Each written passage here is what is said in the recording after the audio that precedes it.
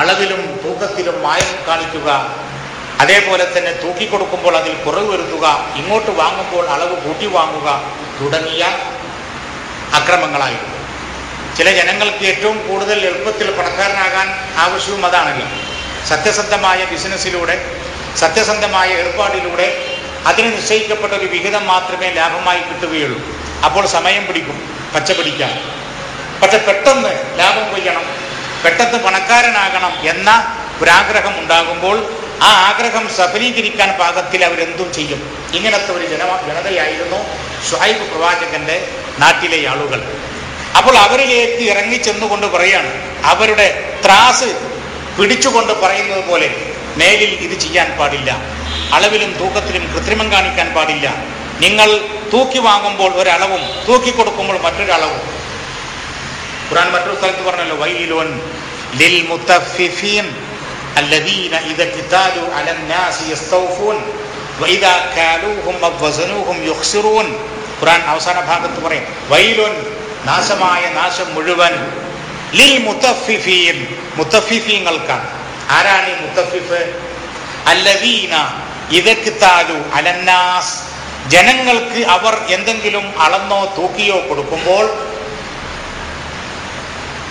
ജനങ്ങളിൽ നിന്ന് അവർ അളന്നോ തൂക്കിയോ ഒരു സാധനം വാങ്ങുമ്പോൾ യസ്തൗഫൂൻ, അതിന്റെ കൃത്യത ഉറപ്പുവരുത്തുന്നു. 990 ഉണ്ടായാൽ പോരാ, 99 പോരാ, 90,000 തന്നെ വീഴണം. അത് നമ്മൾ തൂക്കി ഇങ്ങോട്ട് വാങ്ങുമ്പോൾ. വഇദാ കാലൂഹും അവ്വസനൂഹും യുഖ്സിറൂൻ, ജനങ്ങൾക്ക് അവർ തൂക്കി കൊടുക്കുമ്പോൾ അതിന്റെ അളവിലും തൂക്കത്തിലും അവർ കൃത്രിമം കാണിക്കുന്നു.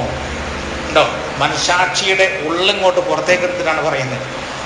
ജനങ്ങളിൽ നിന്ന് നമ്മൾ തൂക്കി ഇങ്ങോട്ട് വാങ്ങുമ്പോൾ, അളന്ന് വാങ്ങുമ്പോൾ ശരിക്ക് ഇല്ല, തൂങ്ങിയിട്ടില്ല, കുറച്ചും കൂടി നമ്മൾ അങ്ങനെ പറയും. ജനങ്ങൾക്ക് അങ്ങോട്ട് കൊടുക്കുമ്പോൾ ആക്ക് അത്ര മതി എന്ന നിലക്ക് കുറക്കുകയും ചെയ്യും. ഇത് പാടില്ല. അതാണ് മുത്തഫിഫ്. അവനാണ് മുത്തഫിഫ്. അങ്ങനത്തെ മുത്തഫിഫിന് നാശം. അവൻ അതിലൂടെ ഒന്നും ഉണ്ടാക്കിയിട്ട് കാര്യമില്ല, അവനത് നല്ല രൂപത്തിൽ ഉപയോഗിക്കാൻ സാധിക്കില്ല എന്നൊക്കെ ഖുർആൻ വളരെ വ്യക്തമായി പറഞ്ഞു. അപ്പൊ ഞാൻ പറഞ്ഞു എന്താണെന്നോ, പ്രവാചകന്മാരുടെ സ്വലാത്ത്, അവർ ആ സ്വലാത്ത് ചെയ്യാം. നമ്മുടെ നാട്ടില് ഈ സ്വലാത്ത് ചെയ്യുന്നവർ ആരുണ്ട്? ഇത് വീണ്ടും ചില നേരത്തെ ഇത്തരം ഇതേ വിഷയം തന്നെ നിങ്ങളിൽ ആരെങ്കിലും കേട്ടിട്ടുണ്ടെങ്കിൽ അവർ ക്ഷമിക്കുക. കേൾക്കാത്തവരും കേൾക്കാൻ അവസരം ഇതേവരെ കിട്ടിയിട്ടില്ലാത്തവരും ഈ കൂട്ടത്തിലുണ്ട് പലരും. അപ്പോൾ വിരസത തോന്നണ്ട. പ്രവാചകന്മാരുടെ സ്വലാത്ത് എന്ത്? പ്രവാചകന്മാർ എന്തിന് ജീവിച്ചു? എന്താണ് ജനങ്ങളോട് അവർക്ക് പറയാനുണ്ടായിരുന്നത്? ജനങ്ങളെ എവിടെയെങ്കിലും സംഘടിപ്പിച്ചുകൊണ്ട് ഒരു നമസ്കാരം സംഘടിപ്പിച്ച് സലാം വീട്ടി ഒരു ദ്വാരക്കലും നടത്തി തിരിഞ്ഞോളിട്ട് അങ്ങക്ക് സ്വർഗം ഉറപ്പായി, നമ്മളൊക്കെ സ്വർഗത്തിലുമാണ് എന്ന് പറഞ്ഞ് അവരെ സമാധാനിപ്പിച്ച് വിടുകയാണോ? ഒരു സമരമുഖം, മനുഷ്യരുടെ മാനുഷിക മൂല്യങ്ങൾ നേടിയെടുക്കുവാൻ വേണ്ടി ഒരു സമരം സംഘടിപ്പിക്കുമ്പോൾ ആ സമരമുഖത്ത് നിലയുറപ്പിക്കുന്നയാളാണ് പ്രവാചകൻ. പ്രവാചകന്റെ വേക്കിലാണ് മറ്റുള്ളവരൊക്കെയും ഉള്ളത്. ഇന്നത്തെ സാഹചര്യമല്ല, എന്തും സംഭവിക്കാൻ പറ്റുന്ന അവസ്ഥ. ആ സമയത്ത് ചെങ്കോല് പിടിച്ചുകൊണ്ട് പ്രവാചകൻ മുന്നിലുണ്ടാകും. അദ്ദേഹം അവിടെ പോയി സുഖിക്കുകയല്ല, അനുയായികളെ കൊല്ലാനും അടിക്കാനും ചാവാനും വിടുകയല്ല. ആ രംഗത്ത് പ്രവാചകന് മുമ്പിലുണ്ടാകും. ഖുർആൻ ഒരുപാട് സ്ഥലങ്ങളിൽ കാണുവാൻ സാധിക്കും. അപ്പോൾ ദൈവികമായ വ്യവസ്ഥ, ഈ വ്യവസ്ഥയുടെ പ്രത്യേകത, ഒരു നാട്ടിൽ താമസിക്കുന്ന ജനങ്ങൾ ആരൊക്കെയാണോ അവർക്കൊക്കെയും അത് തുല്യമാണ്. അതോ ഇസ്ലാമിന്റെ അല്ലെങ്കിൽ ഖുർആനിന്റെ അനുപമമായ അതുല്യമായ ഒരു കാഴ്ചപ്പാടാണത്. അതിൻ്റെ സുഖം ആസ്വദിക്കുന്നത് നാട്ടിലെ സർവ്വം ജനങ്ങളുമാണ്. ഏതെങ്കിലും ഒരു പ്രത്യേക ജനവിഭാഗമല്ല, പ്രത്യേക മതവിഭാഗമല്ല. ഇസ്ലാം എന്നത് എപ്പോഴും നാം പറയാറുള്ളത് പോലെ എല്ലാവർക്കുമുള്ള ഒരു മെസ്സേജുമാണ്. ഏതെങ്കിലും ഒരു പ്രത്യേക വിഭാഗത്തെ വിളിച്ചുകൊണ്ടല്ല അതിൻ്റെ നേടം ഏറ്റവും പറയാനുള്ളത്. ഗുണമായത് ദോഷമായത് എല്ലാവരും. അതേ സമയത്ത് നമ്മൾ ഇസ്ലാമിന്റെ ചരിത്രം എന്ന നിലക്ക് പറയുന്ന ചരിത്രമുണ്ടല്ലോ, ആ ചരിത്രം യൂണിവേഴ്സിറ്റിയിലൊക്കെ കുട്ടികളെ പഠിപ്പിക്കുന്ന ചരിത്രം, സത്യത്തിൽ ആ ചരിത്രത്തിൻ്റെ ശരിയായ ഭാഗം മുസ്ലിംകളുടെ കൂട്ടത്തിൽ കേരളത്തിൽ അല്ലെങ്കിൽ ഇന്ത്യയിൽ അത് തുറന്നു പറയാൻ ധൈര്യം കാണിച്ചൊരു വ്യക്തിയാണ്. കാര്യം എന്തൊക്കെയായാലും ശരി, ഉസ്താദ് മൗദൂദി ഖിലാഫത്തും രാജവാഴ്ചയും എന്നൊരു പുസ്തകം എഴുതി. ഉറുദുവിലാണ് എഴുതിയത്. അതിൻ്റെ വിവർത്തനം ഒരുപാട് ഭാഷകളിലേക്ക് വിവർത്തനം ചെയ്യപ്പെട്ടിട്ടുണ്ട്. മലയാള ഭാഷയിലേക്കും വിവർത്തനം ചെയ്യപ്പെട്ടിട്ടുണ്ട്. സത്യത്തിൽ ആ ചരിത്രമൊന്നും നിങ്ങൾ വായിച്ചു നോക്കൂ. പ്രവാചകൻ മരണപ്പെട്ട് താമസം വിന എന്ന് ദിവസങ്ങൾ കഴിയേണ്ടി വന്നിട്ടില്ല, മണിക്കൂറുകൾ കഴിയേണ്ടി വന്നിട്ടില്ല. മണിക്കൂറുകൾ കഴിയുന്നതിന് മുൻപ് തന്നെ രാജവാഴ്ചയിലേക്ക് നയിക്കാൻ പാകത്തിലുള്ള ചുറ്റുപാടുകൾ അവിടെ ഉണ്ടായി. എന്തിന്? ലോകം മുഴുവനും അറിയപ്പെട്ട ചരിത്രമുണ്ട്. നമുക്കതൊന്നും പ്രമാണമല്ലാത്തത് കൊണ്ട് നാം അത് വല്ലാതെ പറയാറില്ല. തിങ്കളാഴ്ച ദിവസം മരണപ്പെട്ടെന്ന് പറയുന്ന പ്രവാചകന്റെ ഭൗതിക ശരീരം ബുധനാഴ്ചയാണ് അത്രേ മറവ് ചെയ്യുന്നത്. ലോകം മുഴുവനും അംഗീകരിച്ച ചരിത്രമാണത്. അത് നാവുകൊണ്ട് ഇവർ തന്നെ പറയും, പ്രവാചകൻ പഠിപ്പിച്ചത് ഒരാൾ മരണപ്പെട്ടു കഴിഞ്ഞാൽ എത്രയും പെട്ടെന്ന് മറമാടാനാണ് എന്ന് പഠിപ്പിച്ചു എന്ന് പറയുന്ന ആ പ്രവാചകന്റെ തന്നെ ഭൗതിക ശരീരം 3 ദിവസം ഇരുന്നു ഭൂമിയിൽ മറവ് ചെയ്യാതെ. ഇന്നത്തെ സാഹചര്യമല്ല. അങ്ങകലെ 1400 വർഷം പഴക്കമുള്ള ആ കാലം, ഫ്രിഡ്ജില്ലാത്ത, കറണ്ടില്ലാത്ത, ശീതീകരിക്കാൻ മറ്റു മാർഗങ്ങളൊന്നും ഇല്ലാത്ത ഒരു യുഗം. ആ യുഗത്ത് 3 ദിവസം ഒരു ബോഡി, അത് മനുഷ്യൻ്റേതാവട്ടെ അല്ലാത്തതാവട്ടെ, പുറത്തിരുന്നാൽ എന്ത് സംഭവിക്കും എന്ന് നിങ്ങൾ ആലോചിച്ചാൽ മതി. എന്തായിരുന്നു പ്രശ്നം? രാഷ്ട്രീയ പ്രശ്നങ്ങൾ നോക്കൂ നിങ്ങൾ. മറ്റു പല പ്രവാചകന്മാരുടെയും അനുയായികൾ പലരും, അല്ലെങ്കിൽ മറ്റു കഴിഞ്ഞു പോയ പ്രവാചകന്മാർക്ക് പലരും, പല ആളുകൾക്കും ഒരുപാട് കാലം അവർ അനുയായികൾ അക്കോലത്തിൽ നടന്നിട്ടുണ്ട്. പിന്നെ ഉണ്ടായുള്ളൂ അപജയം. പക്ഷെ പ്രവാചകന്റെ ഒരുപാട് കാലത്തെ കഠിനാധ്വാനത്തിന് ശേഷം ഒട്ടകത്തിന്റെ മൂക്ക് കയറി പിടിക്കാൻ മാത്രമുള്ള യോഗ്യത മാത്രം നേടിയിരുന്ന ആളുകളെ ഇസ്ലാമിന്റെ മുന്നിൽ നിൽക്കാൻ പാകത്തിൽ അദ്ദേഹം കെൽപ്പിട്ടവരാക്കി. അസ്സാബിഖൂനൽ അവ്വലൂന മിനൽ മുഹാജിരീന വൽ അൻസാർ വല്ലദീന തബഉഹും ബിഇഹ്സാൻ റളിയല്ലാഹു അൻഹും വറദു അൻഹു എന്ന് പറയുന്ന അവസ്ഥയിലേക്ക് എത്തിച്ച് വളരെ കുറഞ്ഞ സമയത്തിനുള്ളിൽ ഇസ്ലാമിന്റെ നാശം കാതോർത്തിരുന്ന കപടന്മാർ മുഴുവനും പുറത്തേക്കിറങ്ങി പ്രവാചകന്റെ മരണം അറിഞ്ഞ ഉടനെ. അപ്പോഴേക്ക് രാഷ്ട്രീയപരമായി പ്രശ്നങ്ങൾ ഉണ്ടാക്കാൻ തുടങ്ങി. എന്തിന്? ഞാൻ ആ ഭാഗം മുഴുവൻ ടച്ച് ചെയ്യണമെങ്കിൽ ദിവസങ്ങളോളം പിടിക്കും. മുആവിയ എന്ന് പറയുന്ന പൈശാചികത്വത്തിന്റെ ആൾരൂപമായ ആ പിശാചി, ഇസ്ലാമിന്റെയും പ്രവാചകന്റെയും ബദ്ധശത്രുവായിരുന്ന സാക്ഷാൽ അബൂ സുഫിയാന്റെ മകൻ മുആവിയയുടെ കയ്യിൽ ഇസ്ലാമെത്തി. എങ്ങനെ? കൊടും ചതിയിലൂടെ, കൊടും വഞ്ചനയിലൂടെ പ്രവാചക പരമ്പരയിലെ സകല കണ്ണികളെയും അടിച്ച് ഇല്ലായ്മ ചെയ്ത് കൊല ചെയ്ത്, എത്രത്തോളം തലയറുത്ത് അതൊരാഘോഷം കണക്കെ ഡെമസ്കസിൽ നിന്ന് സിറിയയിലേക്കും, സിറിയയിൽ നിന്ന് മറ്റു പല രാജ്യങ്ങളിലേക്കും ഒരു ആഘോഷം കണക്കെ കൊണ്ടുപോയി. പല ഉന്നതന്മാരുടെയും തല കൊയ്തുകൊണ്ട് അവരുടെ ഭാര്യമാരുടെ മടിയിലേക്ക് എറിഞ്ഞുകൊടുത്തു. ഇങ്ങനെ താണ്ഡവമാടി. അങ്ങനെ ഭരണം കയ്യിലെടുത്തു. തന്റെ ഭരണത്തിനെതിരെ പറഞ്ഞ ആളുകളെ മുഴുവനും നിഷ്കാസനം ചെയ്തു. അയാൾ പ്രസംഗിക്കുമ്പോൾ ഒരു ഖുതുബ നടത്തുകയാണ്. ഖുതുബയിൽ ഇസ്ലാമിന് വിരുദ്ധമായ ചില പരാമർശങ്ങൾ ഉണ്ടായപ്പോൾ സ്വാഭാവികമായും കല്ലേറുണ്ടായി. എത്ര പേരാ കല്ലെറിഞ്ഞെന്നറിയോ? 30-40 ആളുകൾ കല്ലെറിഞ്ഞു.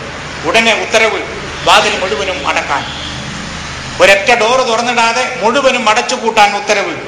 എന്നിട്ട് 40-30 പേരെ മുഴുവനും കരച്ഛേദം നടത്തി.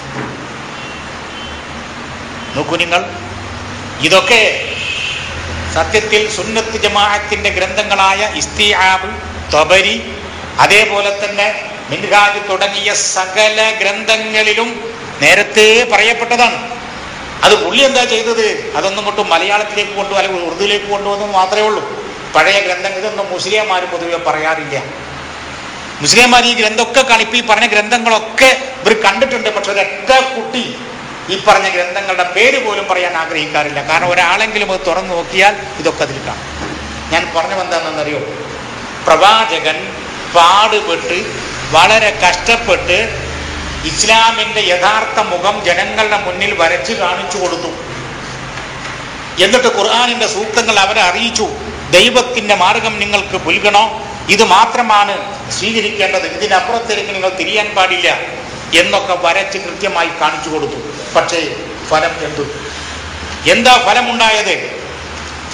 പ്രവാചകന്റെ ഭൗതിക ശരീരം മണ്ണിലേക്ക് എത്തുന്നതിന് മുൻപ് തന്നെ അദ്ദേഹത്തിന്റെ ശിഷ്യന്മാരാണെന്ന് പറഞ്ഞവർ പലരും ഇസ്ലാമിന്റെ നേർക്കുനേരെ തിരിഞ്ഞു. ഖുർആനിന്റെ സൂക്തങ്ങൾ കാറ്റിൽ പറത്തി, ഖുർആനിന്റെ ആശയങ്ങൾ കാറ്റിൽ പറത്തി. അങ്ങനെ ഇസ്ലാം എന്ന് പറയുന്ന ലോകത്തിന്റെ മുന്നിൽ തല ഉയർത്തി നിൽക്കാൻ കെൽപ്പുള്ള ഒരു പ്രസ്ഥാനത്തെ ആർക്കും വേണ്ടാത്ത രൂപത്തിൽ വികൃതമാക്കി അവതരിപ്പിച്ചു. അതിന് കൂട്ടുനിന്നു. ഈ സ്വഹാബി എന്നൊക്കെ കേൾക്കുമ്പോൾ നമുക്ക് വിറക്കാത്തത് അതാണ്, നമ്മുടെ കാൽമുട്ട് വിറക്കാത്തത് അതുകൊണ്ടാണ്. അതേസമയത്ത് എന്ത് കുരുത്തക്കേട് കാണിച്ചാലും സ്വഹാബിയായി ഈ പോയി എന്ന കാരണം കൊണ്ട് റളിയല്ലാഹു അൻഹു എന്ന് തൊണ്ട കീടി പറയുന്ന ഒരു അവസ്ഥ ഇവിടെയുണ്ട്. നമ്മൾ അതിന് കിട്ടാത്ത അതുകൊണ്ടാണ്. ആരെയാണ് പറയേണ്ടതെന്ന് ഖുർആൻ നമ്മളെ പഠിപ്പിച്ചിട്ടുണ്ട്. അസ്സാബിഖൂന അൽ-അവ്വലൂന മിനൽ മുഹാജിരീന വൽ അൻസ്വാർ വല്ലദീന തബഉഹും ബിഇഹ്സാൻ റളിയല്ലാഹു അൻഹും വറദു അൻഹു. കോമണായി പറഞ്ഞില്ല, വളരെ സൂക്ഷ്മതയോടുകൂടി ഇസ്ലാമിനെ മനസാ വാചാ കർമ്മണ സ്നേഹിക്കുകയും അത് ഉൾക്കൊണ്ടു എന്നതിന്റെ പേരിൽ നാട് വിട്ട് ഓടേണ്ടി വരികയും, നാട് വിട്ട് ഓടിച്ചെന്നപ്പോൾ സ്വന്തം സഹോദരന്മാരെ പോലെ അവരെ സ്വീകരിക്കുകയും ചെയ്ത ആളുകളുണ്ടല്ലോ. വല്ലദീന തബഉഹും ബിഇഹ്സാൻ, അവരുടെ ആ മാർഗം, അവർ പിന്തുടർന്ന ആ മാർഗം, ഏതാണ് ആ മാർഗം? ഖുർആന്റെ മാർഗം. അത് സ്വീകരിച്ചവരുമുണ്ടല്ലോ. റളിയല്ലാഹു അൻഹും വറദു അൻഹു, അള്ളാഹു അവരെ തൃപ്തിപ്പെട്ടു, അവർ അള്ളാഹുവിനെയും തൃപ്തിപ്പെട്ടു. അല്ലാതെ ഏതെങ്കിലും ഒരു അണ്ടന്റെയും മടകോടിന്റെയും പേര് കേൾക്കുമ്പോൾ റളിയല്ലാഹു അൻഹു എന്ന് ചെല്ലാൻ മാത്രം വിഡ്ഢികൾ നമ്മളാകാൻ പാടില്ല.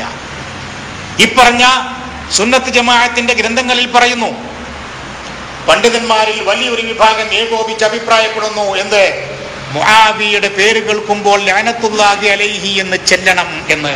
ഏതാ കിതാബ്? സുന്നത്ത് ജമാഅത്തിന്റെ കിതാബ്. മനസാക്ഷി ഉള്ളത് കൊണ്ട് ഉള്ളിൽ പുറത്തേക്ക് ചാടിയതാണ്. കാരണം 100 കണക്കിന് പ്രവാചക ശിഷ്യന്മാരെ അറുകൊല ചെയ്തു.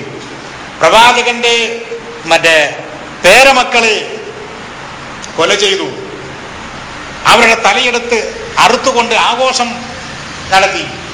ഇങ്ങനത്തെ ആളുകളെ ഇനിയിപ്പോ ചെയ്തത് മുഴുവൻ ഇൻഷാല്ലാഹ് ലിസ്റ്റ് അങ്ങോട്ട് തരണ്ടിയാണ്, മലയാളത്തിൽ തന്നെ. അപ്പോഴേ പുറലോകം ഇന്നേ അവർ കേട്ടിട്ടില്ലാത്ത യാഥാർത്ഥ്യങ്ങൾ പുറത്തേക്ക് മനസ്സിലാവും.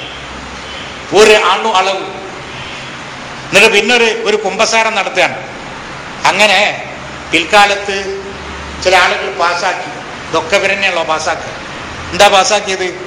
അങ്ങനെ ലേനത്ത് ചെല്ലണ്ട. കാരണം ലേനത്ത് ചെല്ലിക്കഴിഞ്ഞാൽ പിന്നെ വേറെ ചില ആളുകളുടെ പേര് കേൾക്കുമ്പോഴും ലേനത്ത് ചെല്ലാൻ ചിലർക്ക് തോന്നും. കാരണം വെറുതെ തോന്നുന്നല്ലേ, വെറുതെ തോന്നണല്ല, തോന്നാൻ മാത്രം ചെയ്തു വെച്ചിട്ടുണ്ട്. ഹജ്ജാജ് ഇബ്നു യൂസുഫ് അസ്സഖഫി എന്ന് പറയുന്ന ഒരു പഴയ സഖാഫി ഉണ്ടായിരുന്നു. ആ പേരെന്നെ അങ്ങനെയാണ്, ഹജ്ജാജ് ഇബ്നു യൂസുഫ് അസ്സഖഫി, പഴയ സഖാഫി. മൂപ്പര് ആരാണെന്ന് അറിയും? മൂപ്പരെ പണി എന്താ? രാജാവ് ചൂണ്ടിക്കാണിക്കുന്ന ആരെയും അറുകൊല ചെയ്യലായിരുന്നു അദ്ദേഹത്തിന്റെ ഏർപ്പാട്. ഇത് നമ്മൾ പറയുന്നല്ല, ഇവിടെ മലയാളത്തിൽ വരെ അത് ഇറങ്ങിയിട്ടുണ്ട്. അറബി നേരത്തെ ഉണ്ട്, മലയാളത്തിൽ വരെ അത് എഴുതിയിട്ടുണ്ട്. ഒരു നന്മയും അവശേഷിക്കുന്നില്ല അയാളിൽ. ഇങ്ങനത്തെ ആളുകൾ പേര് കേൾക്കുമ്പോൾ ലഅനത്തുല്ലാഹി അലൈഹി എന്നല്ലേ ചെല്ലേണ്ടത്. പക്ഷേ അത് പിൽക്കാലത്ത് പണ്ഡിതന്മാർ ഒന്നിങ്ങനെ മാറ്റി. കാരണം ആ എണ്ണം കൂടുകയാണ്. ലഅനത്തുല്ലാഹി അലൈഹി എന്ന് ചെല്ലേണ്ടവരുടെ എണ്ണം കൂടുകയാണ്. അതുകൊണ്ട് എന്താ സംഭവിച്ചത്? പ്രവാചകന്മാരുടെ സ്വലാത്ത് അങ്ങോട്ട് മാറ്റി. പിന്നെ ഇവർ ചെയ്ത വേറൊരു പണിയാക്കണം നമുക്ക്. ഇവിടെ മുതലാണ് നിലവിലുള്ള നിസ്കാരം അതേപോലെ ഈ കോപ്പറേറ്റൊക്കെ വരുന്നത്. രാജാക്കന്മാർക്ക് സ്വൈരജീവിതം, സ്വൈരഭരണം നടത്താൻ വേണ്ടി ചില ആളുകൾക്ക് ഒരു ഏർപ്പാട് കൊടുത്തു. എന്താണ് ഏർപ്പാട് നടത്തുന്നത്? അവിടെ ഒരു ബാങ്കും ജമാഅത്തും. അതിങ്ങനെ അവിടെ ഇങ്ങനെ നിർബാധം തുടരട്ടെ. ഞങ്ങൾക്കൂടെ സ്വൈരവിഹാരം നടത്തണം. മാത്രമല്ല ഒരൊറ്റ നിസ്കാരത്തിന് ചില പള്ളികളും പറഞ്ഞു കൊടുത്തു. ഈ പള്ളി, കാരണം അവിടെയുള്ളവരെ ഭരണം നടന്നിരുന്നത്, ഈ പള്ളിയിൽ നിങ്ങളെങ്ങാനും ഒരു റക്അത്ത് നമസ്കരിച്ചാൽ 1,00,000 റക്അത്തിന് കൂലിങ്ങൾക്ക് കിട്ടും. കാല റസൂലുള്ളാഹി. നിസ്കാര ഭ്രാന്തുള്ളവരും ഇമ്മാതിരി സ്വർഗം കിട്ടണമെന്ന് ബോധ്യമുള്ളവരും നിസ്കാരം തുടങ്ങി. പിന്നെ അവിടെ വെച്ച് പിന്നെന്ത് ചെയ്തു? നിങ്ങൾക്ക് പുണ്യം കിട്ടണോ? ഈ പള്ളിയിൽ നിസ്കരിച്ച് ഞങ്ങൾക്ക് 1000 റക്അത്തിന് കൂലി കിട്ടും. മദീനത്തെ പള്ളി ചൂണ്ടിക്കാണിച്ചിട്ട് അതിനും പറഞ്ഞു. ഇനി അപ്പുറത്ത് കുറെ അപ്പുറത്ത് മറ്റേ മൈൽസ് കണക്കിന് 100 കണക്കിന് മൈൽസുകൾക്ക് അപ്പുറം ഉള്ള ബൈത്തുൽ മുഖദ്ദസിന്റെ അവിടെ ആരെങ്കിലും ഉണ്ടെങ്കിൽ അവിടെ ഒരു 500ന്റെ കൂലിയും അവിടെ ഓഫർ ചെയ്തു. 1,00,000, 1000, 500 ഇങ്ങനെ പോണ കണക്ക്. നമ്മൾ വെറുതെ പറയുന്നില്ല, കമ്മച്ചം പറയുന്നൊന്നല്ല, കറക്റ്റ് കണക്കാണ്. 1,00,000, 1000, 500. അപ്പൊ അങ്ങനെ ഓരോ മറ്റേ ഇത് പുണ്യം കൊടുത്തുകൊണ്ട് നിങ്ങൾ അതേ കട നടന്നോളൂ, നിങ്ങൾ ഞങ്ങോട്ട് വരണ്ട. ഇനി പിന്നെ വേറെ നിയമം ഉണ്ടാക്കി, നിങ്ങൾ ആ കൂട്ടത്തിൽ ഭരിക്കുന്നവൻ ഒരു തെമ്മാടിയാണെങ്കിൽ പോലും നോക്കൂ, നിങ്ങൾ ഇസ്ലാമിന്റെ ഓരോ സുന്ദരമായ ആശയങ്ങളും കാഴ്ചപ്പാടുകളും വെട്ടിമുറിക്കുകയാണ്. നിങ്ങളെ കൂട്ടത്തിൽ ഭരണം ഏറ്റെടുത്തവൻ ഒരു തെമ്മാടിയാണെങ്കിൽ പോലും അവനെ ചോദ്യം ചെയ്യാൻ നിങ്ങൾക്ക് പാടുള്ളതല്ല എന്ന് നബിവചനമായി പാസാക്കി. ഇനി എന്താ വേണ്ടത്? മുആവിയനെ പോലുള്ള ആളുകൾക്ക് സ്വൈര വിഹാരം നടത്താൻ ഇനി ഇതിലപ്പുറം എന്ത് വേണം? അങ്ങനെ ഇസ്ലാമിന് വിരുദ്ധമായ, ഖുർആനിന് അന്യമായ പ്രവാചകന്മാരുടെ അധ്യാപനങ്ങൾക്ക് തീർത്തും വിരുദ്ധമായ ചില ആദർശങ്ങൾ പഠിപ്പിച്ചുകൊണ്ട് ഒരു പഴുതുണ്ടാക്കി. ഞാൻ ആ ഭാഗത്തേക്ക് പോയാൽ ചരിത്രം കുറേ പറയേണ്ടി വരും. ഇങ്ങനെ ലോകത്തിന്റെ മുന്നിൽ കഴിഞ്ഞുപോയ സകല പ്രവാചകന്മാരും ഖുർആനിക സ്വലാത്ത് സ്ഥാപിക്കാനാണ് അവർ ഉദ്യമിച്ചത്. അതിലാണ് അവർ വിജയം കണ്ടത്. ആ വിജയത്തിന് വേണ്ടിയാണ് അവർ നിലകൊണ്ടത്. അതുകൊണ്ടാണ് അവർക്ക് യുദ്ധം തന്നെ അവരെ യുദ്ധത്തിലേക്ക് നയിച്ചത്. അവർ കൊല്ലപ്പെടേണ്ടി വന്നത്, അവർ ദ്രോഹിക്കപ്പെട്ടത്, മറ്റു മർദ്ദന മുറകൾ അവർക്ക് ഏൽക്കേണ്ടി വന്നത് ഈ നിസ്കാരം സംഘടിപ്പിച്ചതുകൊണ്ടല്ല. അപ്പോൾ നോക്കൂ നിങ്ങൾ, ശുഐബ് പ്രവാചകൻ ജനങ്ങളിലേക്ക് ഇറങ്ങിക്കൊണ്ട് പറയുന്നു, ഫൗഫുൽ കൈല വൽ മീസാൻ, അളവും തൂക്കവും നിങ്ങൾ കൃത്യത പാലിക്കണം. വലാ തബ്ഖസുന്നാസ അശിയാഅഹും, ജനങ്ങൾക്ക് നിങ്ങൾ തൂക്കിയോ അളന്നോ കൊടുക്കുമ്പോൾ കുറവ് വരുത്തരുത്. വലാ തുഫ്സിദൂ ഫിൽ അർള്, നിങ്ങൾ ഭൂമിയിൽ കുഴപ്പമുണ്ടാക്കരുത്, നാട്ടിൽ കുഴപ്പമുണ്ടാക്കരുത്. ഇതൊക്കെ കുഴപ്പമുണ്ടാക്കാൻ കാരണങ്ങളാണ്. അരാജകത്വം വളരും, ഇതേപോലെ കൃത്രിമമായ പണസമ്പാദനം ഉണ്ടാകും. ഇതൊന്നും പാടില്ല. അപ്പൊ അവര് ചോദിക്കാം, ഇതാണോ ഞങ്ങളോട് നിങ്ങൾക്ക് പറയാനുള്ളത്? ഇതൊക്കെയാണോ വലിയ കാര്യമായിട്ട് പറയാനുള്ളത്? വേറൊന്നും പറയാനില്ല. ഇല്ല, ഇതൊക്കെയാണ്, ഇതാണ് ഞാൻ റബ്ബിൽ നിന്ന് ഏറ്റെടുത്ത സ്വലാത്ത്. ആ സ്വലാത്ത് കൃത്യമായി പറയൽ എൻ്റെ കടമയും എൻ്റെ ഡ്യൂട്ടിയുമാണ്. പിന്നെ അദ്ദേഹത്തിൻ്റെ കൂട്ടത്തിലുള്ള ആ നാട്ടുകാരിൽ പ്രമുഖരെന്താ പറയുന്നത്? നിങ്ങൾ ഈ പ്രവാചകന്മാരെ സ്വീകരിക്കണ്ട. കാരണം പ്രവാചകന്മാരെ സ്വീകരിച്ചു കഴിഞ്ഞാൽ അവിടുത്തെ മലക് എന്ന് പറഞ്ഞാൽ ആരാന്നറിയോ? അവിടുത്തെ ഉന്നത ശ്രേണിയിലുള്ള ആളുകൾ, അവരാണ് അവിടുത്തെ ചൂഷകന്മാർ. അവരുടെ വരുമാനം തന്നെ എന്താണ്? ഈ പാവപ്പെട്ട ആളുകളെ ചൂഷണം ചെയ്തുകൊണ്ട് ചൂഷകരായി ജീവിക്കലാണ്, വേറൊരു പണിക്കും പോവാതെ. അപ്പൊ അവർ പറഞ്ഞു കൊടുക്കാൻ, നിങ്ങൾ ഈ ജനങ്ങളെ, ഈ പ്രവാചകന്മാരെ നിങ്ങൾ സ്വീകരിക്കണ്ട. അവർ പറയുന്നതിൽ ഒരു നന്മയും ഇല്ല. അവർ പറയുന്നത് കേട്ടുകഴിഞ്ഞാൽ നിങ്ങൾക്ക് ദുരിതം വരും എന്ന ഉപദേശം കൊടുക്കുന്നത്. സത്യത്തിൽ അവരെ ദുരിതത്തിൽ നിന്ന്, സകലമാന അടിമത്തത്തിൽ നിന്ന് മോചിപ്പിക്കാനാണ് പ്രവാചകന്മാർ പണിയെടുക്കുന്നത്. ആർക്ക് വേണ്ടി എന്നറിയോ? ജനങ്ങൾക്ക് വേണ്ടി. പ്രവാചകന്മാർ അവരുടെ സ്വയം താല്പര്യത്തിന് വേണ്ടിയിട്ടില്ല, ജനങ്ങൾക്ക് വേണ്ടി. ഏത് ജനം? ആ നാട്ടിലെ ജനം. അവിടെ മറ്റേ ഇന്ന മുസ്ലിം കൗമ്, മറ്റേ ജൂത കൗമ്, ക്രിസ്തീയ കൗമ്, അങ്ങനെയല്ലേ? അവിടുത്തെ ജനങ്ങൾക്ക് വേണ്ടി, ചൂഷിതരായ അവിടുത്തെ ജനങ്ങൾക്ക് വേണ്ടി.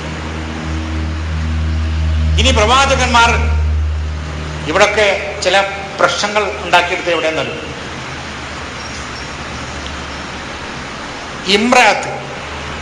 ഇമ്രാത്ത് ഖുർആനിൽ പല സ്ഥലങ്ങളിലും ഉപയോഗിച്ചൊരു വാക്കാണ്. ഈ വാക്കിനെ അർത്ഥം വെച്ചത് ഭാര്യ എന്നാണ്. ഭാര്യ അവിടെ അങ്ങനെ അർത്ഥം വെച്ചു കഴിഞ്ഞാൽ എന്താ നേട്ടം എന്നറിയോ? ഒരുപാട് സുന്നത്ത് ജമാഅത്ത് സ്ഥാപിക്കാൻ കഴിയും. നമ്മൾ മനസ്സിലാക്കിയ എന്താ? നേരത്തെ ഇമ്രാത്ത് എന്ന് പറഞ്ഞ ഭാര്യ, അദ്ദേഹത്തിന്റെ ഭാര്യയല്ലാത്തവരൊക്കെ നാം രക്ഷിച്ചു എന്ന് പറയുമ്പോൾ ആ സൊസൈറ്റി ഖുർആൻ ഉദ്ദേശിക്കുന്നത് എന്താണ്? നബി പ്രസംഗിച്ചപ്പോൾ 1,00,000 ആളുകൾ കേട്ടു. നമ്മൾ ഒരു കഥയാണ്, 1,00,000 ആളുകളെ കേൾപ്പിച്ചു. അപ്പൊ 1,00,000 ആളുകൾ അവിടെ ഉണ്ടായിരുന്നു. ഇപ്പൊ നമുക്ക് എന്താ മനസ്സിലായത്? മക്കാരിൽ അധികം ആൾക്കാരും ശരിയായ വിശ്വാസികളായി മാറിയെന്നല്ലേ. എന്നാ സത്യം അങ്ങനെയാണോ? വളരെ വിരലിൽ എണ്ണാവുന്ന ആളുകൾ മാത്രമേ ഈ സത്യം അംഗീകരിച്ചിട്ടുള്ളൂ. അതുകൊണ്ടാണ് പ്രവാചകന്റെ മരണം കഴിഞ്ഞ സെക്കൻഡുകൾക്കകം അവിടെ പ്രശ്നങ്ങൾ ഉണ്ടായത്. വലിയൊരു സൊസൈറ്റി ഇവർ പറയുന്ന പോലെ അവിടെ ഉണ്ടാവുകയാണെങ്കിൽ 3 ദിവസം ഈ ഭൗതിക ശരീരം, ഈ ബോഡിയോടെ പുറത്തിരിക്കുമായിരുന്നോ? അപ്പോൾ ആ ബോഡി മണ്ണിൽ ഇറക്കാൻ പാകത്തിലുള്ള ഒരു സജ്ജീകരണം, അങ്ങനത്തെ ഒരു സൊസൈറ്റി, ശക്തമായ ഒരു സൊസൈറ്റി അവിടെ ഇല്ല. അതുകൊണ്ട് തന്നെ പിന്നെ എന്താ അവിടെ ഉണ്ടായത്?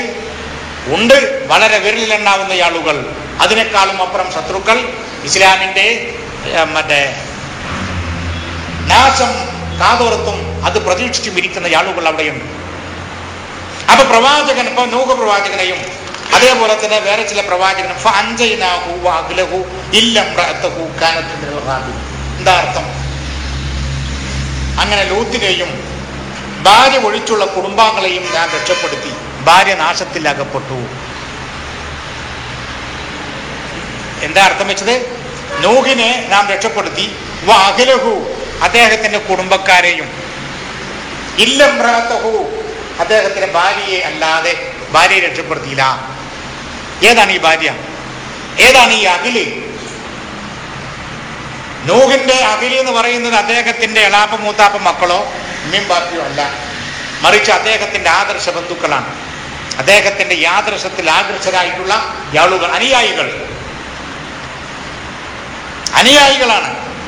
ഇല്ലംറഅതഹു അദ്ദേഹത്തിന്റെ കൂടെ ഇതേവരെ ഉണ്ടായിരുന്നെന്ന് പറയപ്പെടുന്ന ആ സൊസൈറ്റി അല്ല. ആ സൊസൈറ്റി ഇവർക്ക് വേണ്ടി ഇദ്ദേഹത്തിനെതിരിൽ ചതിപ്രയോഗം നടത്തിയതാണ്. അതുകൊണ്ട് അവരെ അങ്ങോട്ട് മാറ്റി.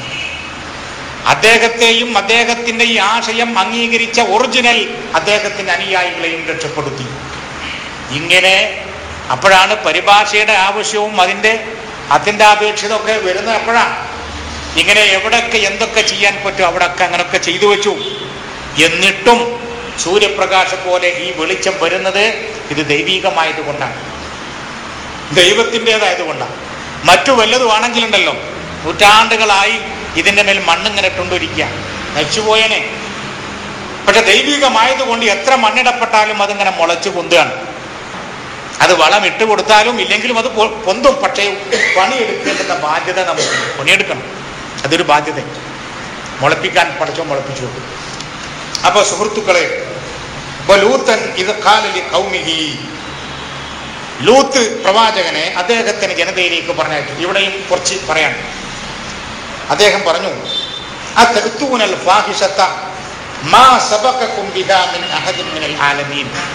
ഇവിടെ കുറച്ച് പറയണം. അതായത് നിങ്ങൾ നിലവിലുള്ള അർത്ഥം, നിങ്ങൾ കാമവൃത്തിക്കായി പുരുഷന്മാരുടെ അടുത്ത് ചെല്ലുന്നു, മിൻ ദൂനി നിസാഇ സ്ത്രീകളെ ഒഴിവാക്കിക്കൊണ്ട്, ബൽ അൻതും ഖൗമും മുസ്രിഫൂൻ നിങ്ങൾ അതിരുവിട്ട ഒരു ജനതയാണ്. ഇവിടെ കൃത്രിമം കാണിച്ച എവിടെയെന്നറിയും. നിസാ അതേപോലെ റിജാൽ. ഇന്നക്കും ലതഅ്തൂന റിജാല ശഹവതൻ സുയ്യിന ലിന്നാസി ഹുബ്ബു ശഹവാതി മിനൽ ബനീന മിനൻ നിസാഇ വൽ ബനീന വൽ ഖനാതീരിൽ മുഖന്തറതി മിനൽ ദഹബി വൽ ഫിദ്ദ എന്ന ഒരു സ്ഥലത്ത് 3-ാം അധ്യായത്തിൽ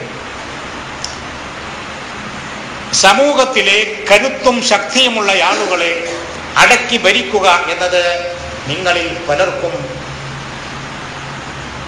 മനസ്സിന് കുളിർമയുള്ളതാണ്. കാര്യപ്രാപ്തിയുള്ള ആളുകളെ വശത്താക്കി അവരെ പിടിച്ചടക്കുക. ഇവിടെ നിലവിലുള്ള അർത്ഥപ്രകാരം സ്ത്രീകളെ സത്യത്തിൽ ഇവിടെ ലൈംഗിക വേഴ്ചയെക്കുറിച്ച് സംസാരിക്കുന്ന ഒരു ഭാഗമേ അല്ല. അതവിടുത്തെ പരാമർശ വിഷയമേ അതല്ല.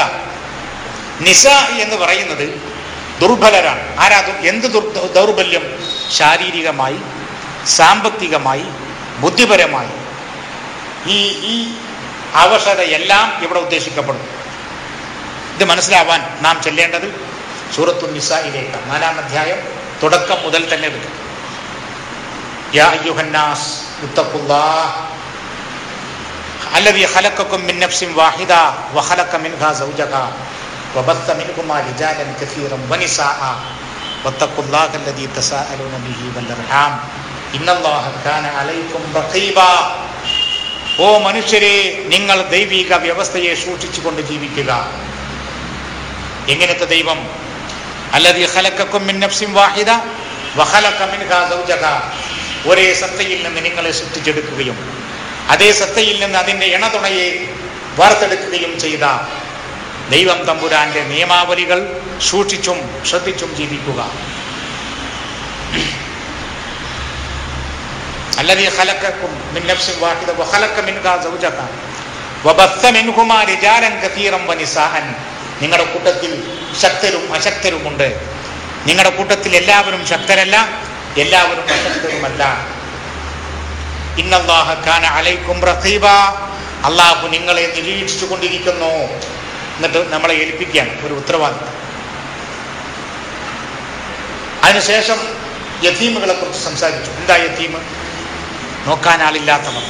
നോക്കാൻ ആളില്ലാത്തവർ, മുതലില്ലാത്തവരല്ല, കഴിവില്ലാത്തവരുമല്ല. കഴിവുണ്ട്, പ്രാപ്തിയുണ്ട്, ഒക്കെ ഉണ്ട്. നോക്കാൻ ആളില്ല, നിയന്ത്രിക്കാൻ ആളില്ല, നേതാവില്ല, സംരക്ഷകരില്ല. അതാണ് യതീം. ആ യതീമിനെ സംരക്ഷിക്കേണ്ടുന്നത് നിങ്ങളുടെ സമൂഹ ബാധ്യതയാണ്. ആ ബാധ്യത നിങ്ങൾക്ക് നിറവേറ്റാൻ കഴിയുകയില്ല എന്ന് നിങ്ങൾക്ക് ആശങ്കയുണ്ടാകുമ്പോൾ ഫൻകിഹൂ മാ ത്വാബ ലക്കും മിനൻ നിസാഇ മത്നാ വസുലാസ വറുബാ. ഈ യതീമുകളുടെ കൂട്ടത്തിൽ നിന്ന് നിസാഇനെ നല്ല ശ്രദ്ധിക്കണം. ഈ യതീമുകളുടെ യതീമിനെ നിങ്ങൾ സംരക്ഷിക്കണ്ട. യതീമിനെ നിങ്ങൾ എന്ത് ചെയ്താൽ മതി? അവരെ മറ്റേ മുന്നോട്ട് പോകാനുള്ള സൗകര്യം ചെയ്തു കൊടുത്താൽ മതി. പക്ഷെ നിങ്ങൾ ശ്രദ്ധിക്കേണ്ടത് ആരെയാണ്? യതീമിന്റെ കൂട്ടത്തിലെ നിസാഇനെ നിങ്ങൾ ശ്രദ്ധിക്കണം. ആരാ നിസാ? ശാരീരികമായോ മാനസികമായോ അതല്ലെങ്കിൽ ബുദ്ധിപരമായോ കഴിവ് കുറഞ്ഞ ആളുകൾ. അവരെ നിങ്ങൾ ഒരു എഗ്രിമെന്റ് അടിസ്ഥാനത്തിൽ 3, 4, 5 2, 3, 4, 5 എത്ര നിങ്ങൾക്ക് കഴിയുക, എത്ര പേരെ സംരക്ഷിക്കാൻ നിങ്ങൾക്ക് കഴിയും, അവരെ നിങ്ങൾ ഏറ്റെടുക്കണം. മാ താബലക്കും. ഇവിടെയാണ് കളി കളിച്ചത്. എന്ത് കളി കളിച്ചിട്ടും പ്രിയപ്പെട്ട സുഹൃത്തുക്കളെ, ഭാഷ ഭൂലോകത്ത് അവശേഷിക്കുന്ന കാലത്തോളം, ഖുർആൻ ലോകത്ത് നിലയ്ക്കുന്നിടത്തോളം കാലം അതിൻ്റെ മേൽ ആരൊക്കെ കളിച്ചാലും, ലോകം മുഴുവൻ കളിച്ചാലും ഭാഷ നമ്മളെ രക്ഷിക്കും. മാ എന്ന് പറയുന്ന സാധനം ഉണ്ടല്ലോ, ഈ മാ എന്ന് പറയുന്ന സാധനം ബുദ്ധിയുള്ള മനുഷ്യർക്ക് മാത്രമേ ഉപയോഗിക്കുള്ളൂ. അല്ല, ബുദ്ധി ഇല്ലാത്ത മനുഷ്യർക്ക് മാത്രമേ ഉപയോഗിക്കുള്ളൂ. ബുദ്ധിയുള്ള ആളുകൾക്ക് ഉപയോഗിക്കുന്ന ഒരേ ഒരു വാക്ക് എന്താണെന്നറിയോ? മൻ എന്നാണ്. മൻ. അത് ആണും പെണ്ണും വ്യത്യാസമില്ല. മാ ഹാദ എന്നാ ചോദിക്കുക. മാ ഹാദ, ഇതെന്താകുന്നു? മൻ ഹാദ എന്ന് ഒരുത്തൻ ചോദിച്ചു കഴിഞ്ഞാൽ അവൻ വിഡ്ഢിയാണ് ഭാഷയിൽ. അതേസമയത്ത് ഈ ഇരിക്കുന്ന ആളെ കുറിച്ച് മൻ ഹാദ എന്നാ ചോദിക്കുക. മൻ ഹാദ, ഇതാരാണ്? മൻ ഹാദിഹി, ഇവൾ ആരാണ്? ആണാവട്ടെ പെണ്ണാവട്ടെ മണ്ണിന് വ്യത്യാസമില്ല, മണ്ണിന് വ്യത്യാസമില്ല. പക്ഷെ ഫൻകിഹൂ, നിങ്ങൾ ഏറ്റെടുക്കുക. മാ ത്വാബ, അവൻ നിങ്ങൾക്ക് നിശ്ചയിക്കുന്നതിനെ. ആരാണ് ഇവിടുത്തെ അവൻ? അങ്ങനത്തെ അർത്ഥം വെച്ചിരിക്കുക. ഫൻകിഹൂ മാ ത്വാബ ലക്കും, നിങ്ങൾക്ക് ഇഷ്ടപ്പെട്ട പെണ്ണുങ്ങൾ അങ്ങോട്ട് കെട്ടിക്കോളി. 4, 3, 2, 3, 4. തൊട്ട മുമ്പത്തെ അർത്ഥം എന്താ? ഒരു കുടുംബത്തെ തന്നെ നിങ്ങൾക്ക് നോക്കാൻ ബുദ്ധിമുട്ടുണ്ടെന്ന് പേടിക്കുമ്പോൾ എത്ര എടുത്തോളൂ? 4 എടുത്തോളൂ. 10 റുപ്യ കടം ചോദിച്ചാൽ തരാനില്ലാത്ത എന്നാ 100 കൊണ്ടിടോ എന്ന് ചോദിക്കുന്ന പോലെ. ഫൻകിഹൂ, നിങ്ങൾ ഏറ്റെടുക്കുക. വ്യക്തിയോടല്ല, സമൂഹത്തോട്, സൊസൈറ്റിയോട്. മാ ത്വാബ ലക്കും, നിങ്ങൾക്ക് അവൻ നിശ്ചയിക്കുന്നത്. ആരാണ് അവൻ? കോടതി. ഇവിടെ പരിഭാഷയിൽ അവൻ ഇല്ല, നിങ്ങൾ എടുത്തു നോക്കൂ. താബ എന്ന് പറയുന്ന ഒരു വേർഡാണ്. അറബി ഭാഷയിൽ അതിന് ഫിഅൽ എന്ന് പറയും. ഫിഅൽ വന്നാൽ ഫാഇൽ വരണം എന്നത് നിയമമാണ്, നിർബന്ധമാണ്. ഫാഇലില്ലാത്ത ഫിഅൽ ഉണ്ടാവില്ല. കർമ്മമില്ലാത്ത സാധനം വരാം. കർമ്മം നിർബന്ധമില്ല, കർമ്മം വേണമെങ്കിൽ വന്നാൽ മതി. പക്ഷെ ഫിഅൽ അങ്ങനല്ല. കർത്താവ് അങ്ങനല്ല, ക്രിയ ഉണ്ടോ കർത്താവ് വേണം.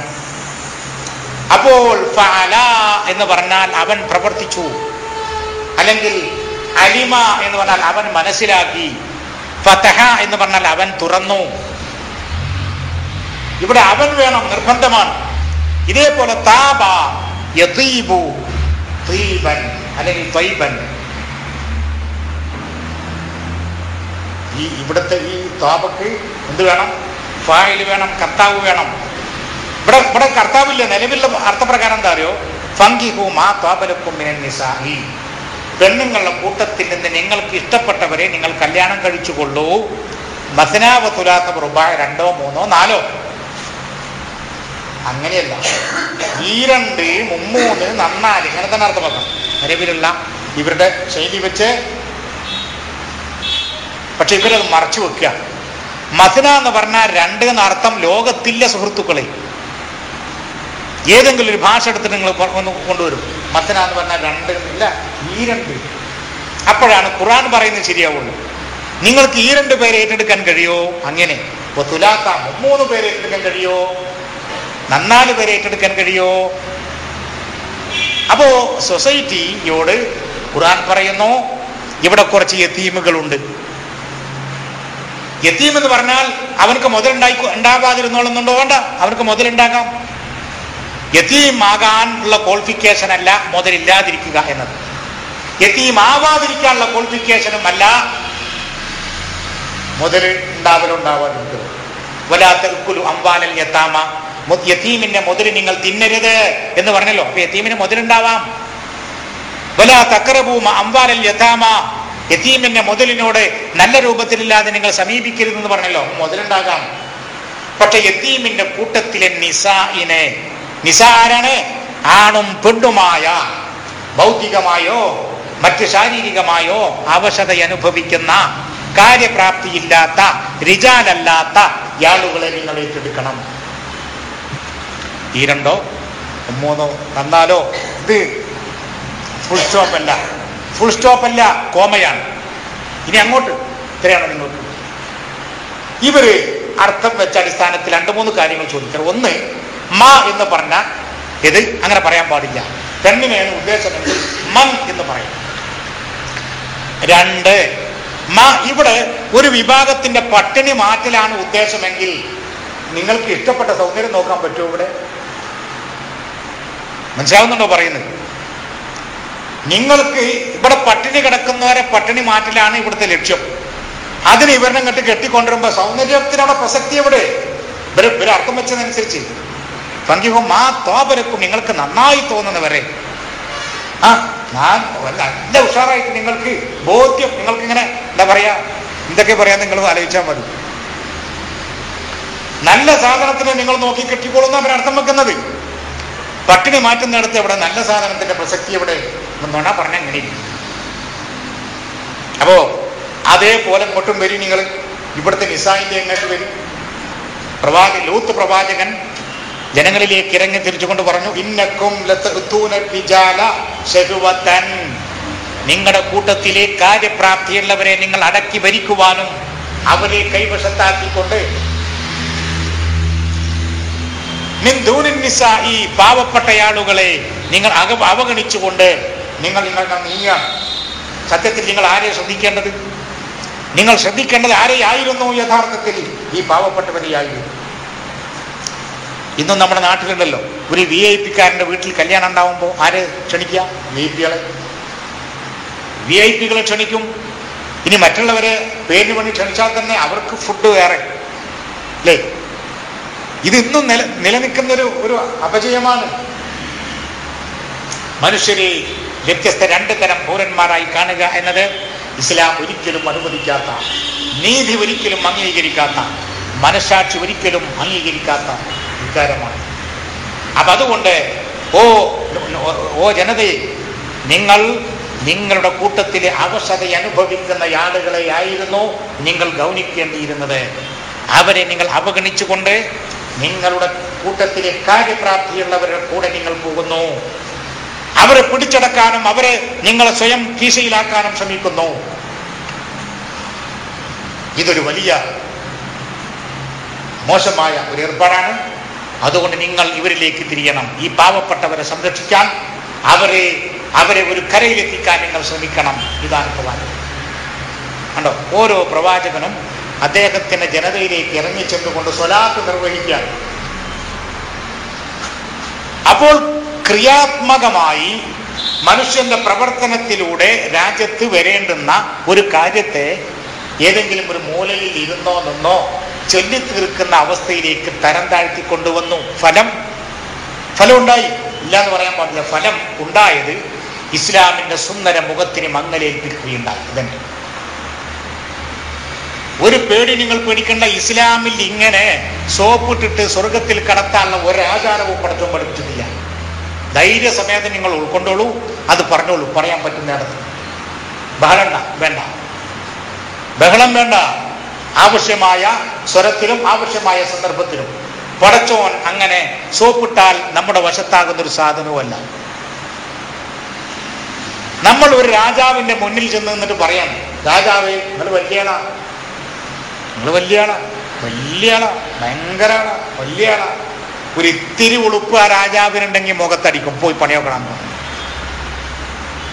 രാജാവിന്റെ മുമ്പിൽ നിങ്ങൾ വലിയ ആളാ, നിങ്ങൾ എത്ര ഭ്രാന്തനാണ് ആ രാജാവെങ്കിലും. ഇങ്ങനെ സോപ്പിട്ടിട്ട് പഠിച്ചവനെ ജന്നെ വലിയോ തന്നെ അങ്ങനെ സോപ്പിട്ടിട്ട് തിന്നതുമല്ല. ഇതാ പഠിച്ചവൻ പറഞ്ഞത്, നിങ്ങൾ പ്രവൃത്തിയിലേക്ക് വരുന്നാണ്. അള്ളാഹുവിന്റെ സ്വലാത്ത് അതാണ്. പ്രവാചകന്മാർ നടത്തിയ സ്വലാത്ത് അതാണ്. പ്രവാചകന്മാർക്ക് പ്രശ്നങ്ങൾ ഉണ്ടാക്കിയ സ്വലാത്തും അതാണ്. ഏതെങ്കിലും ഒരു മൂലയിരുന്ന് ഇങ്ങനെ ദ്വാരക്ക് നിസ്കരിക്കുകയോ നോമ്പ് നോക്കുകയോ ചെയ്യാണ് പ്രവാചകന്മാർ ചെയ്തിരുന്നതെങ്കിൽ അവർക്ക് അവിടെ സർവ് ചെയ്യാൻ അംഗീകാരമായിരുന്നു, അംഗീകാരം കിട്ടുമായിരുന്നു. പക്ഷേ കിട്ടിയില്ല. ഏറ് കിട്ടി, അടി കിട്ടി, കൊല ചെയ്യപ്പെട്ടു.